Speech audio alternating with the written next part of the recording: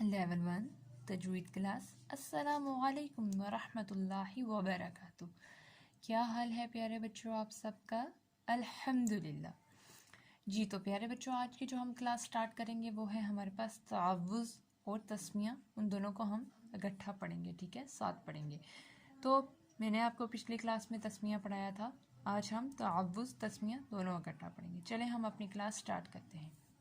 پہلے ہے تعوذ۔ اعوذ باللہ من الشیطان الرجیم، ٹھیک ہے، اس کا ترجمہ ہے میں اللہ تعالیٰ کی پناہ چاہتی ہوں شیطان مردود سے بچنے کے لیے، ٹھیک ہے۔ اب تعوذ پڑھنا کیوں ضروری ہے؟ کیونکہ اللہ تعالیٰ کی پناہ میں آنے کے لیے اور شیطان سے بچنے کے لیے ہم کیا پڑھتے ہیں؟ تعوذ پڑھتے ہیں۔ یہ میں نے آپ کو مختصر سا اس کا بتا دیا ہے۔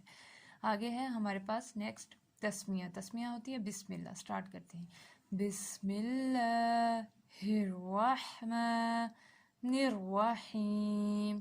اس کا ترجمہ ہے شروع اللہ کے پاک نام سے جو بڑا مہربان نہایت رحم والا ہے، ٹھیک ہے۔